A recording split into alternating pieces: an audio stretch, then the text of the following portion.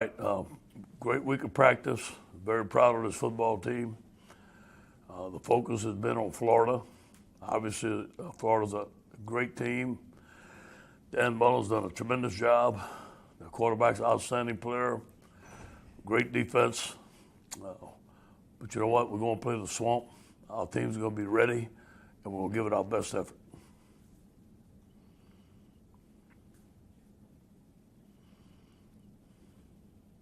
Okay, Mike. Okay, man. Would you? Hey, Mike, can you start over?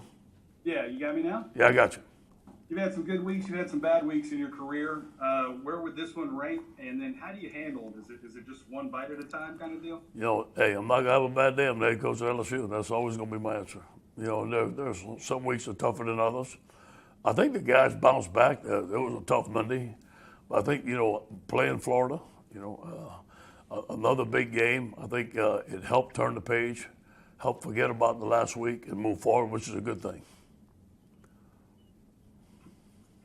Ed, you talked about Eric on Wednesday officially opting out. How have you talked with the team since then, and what sense do you get from the team moving forward as you go into the final two games? Yeah, I've seen that they practice very hard. The guys have been in good spirits. We talked about Eric. We wish him the best, and obviously we're going to recruit him to come back. And other than that, the team's been fine. Hey, Coach, with Eric gone and Torrey not available, can you talk about the tight end position and I guess maybe getting Cole Taylor up to speed and the dynamic? You know, is he more of an inline guy? Can you spread him out and like you did with Eric, get that vertical? Oh, there's no question. In fact, he's more suited to be outside. I mean, he's a big, tall, athletic tight end. Needs to grow into his body, get a little bit more physical, but he has since he's been here. Again, he's only a freshman. And then we got Nick Storrs. Nick's a big man, and we're going to play him. A guy we got from baseball. We expect him to play. I'm excited about it. He's excited about it. I can't wait to see those two guys play. Yeah, I want to ask you about Nick. You know, I know he hasn't had a chance to have a lot of time, but you know, can you work in maybe a gadget play with him, use that right arm? Yeah, if we do, I'm not going to tell you, but that's a good idea. I may put it in tomorrow. Hey, Coach, transitioning more to receivers, I know Tayshaun had a big day, last weekend. I mean, but who are some other guys that have really stood out this week in practice that you think are kind of ready to handle a little bit of a bigger load? You know, Coy Moore looks good.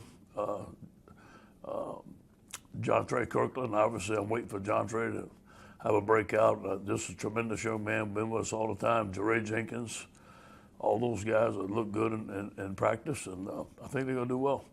Hopefully Trey Palmer. Trey Palmer's been has a nagging injury, and if he's full speed, we can get him some reps and play him in there. Hey, Coach, how's it going? Going good.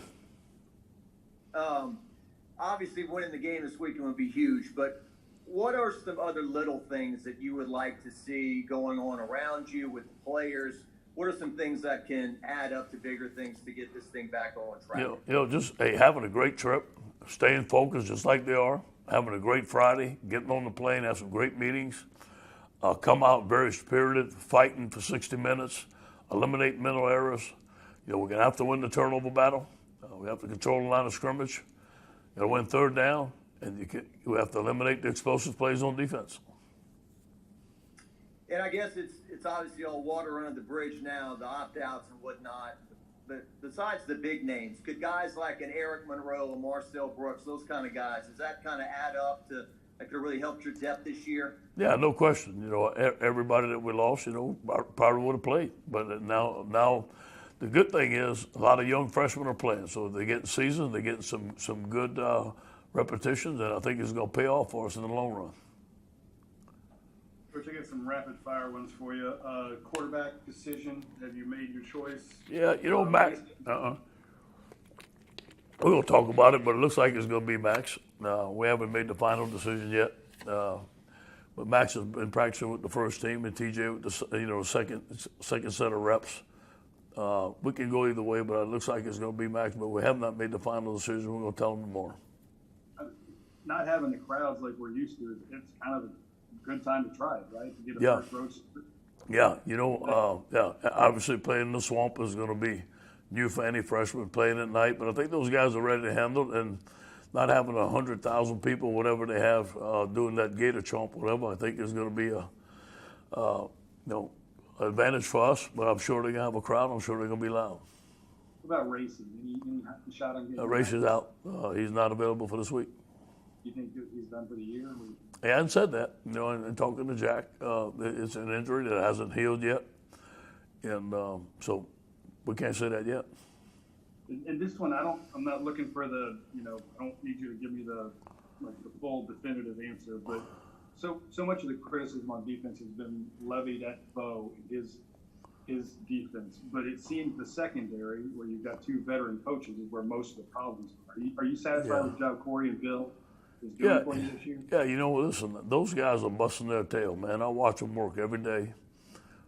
Those guys have been very loyal to me. Everybody has. Obviously, we're going to look at everything at the end of the season, which is coming up soon, evaluate everything, and see where we got to go from there. Thanks, Coach. Okay. No rapid fire questions for me. I got just one. But when did you hear about the self-imposed bowl ban for this year, and how much does that change what plans y'all had for the offseason? Yeah. Well, it's I think that Thursday. I think it started sometime around Tuesday. Yeah, Tuesday. That they came to me from the athletic director to see if what I thought. And I thought it'd be, if we could do it this year, I thought it'd be an advantage for us, not have to do it next year. But that decision was finalized on Wednesday, I do believe, and that's when we announced it.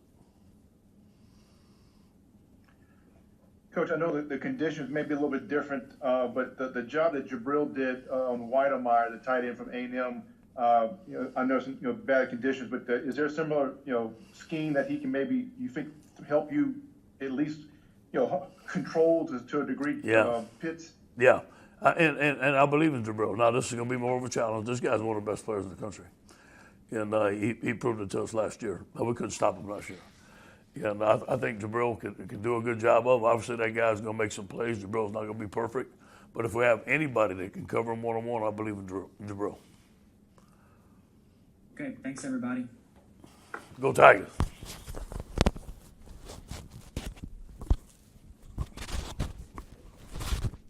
Thank you, guys. Thank you, sir. Good deal. We'll do our TV meetings with each other.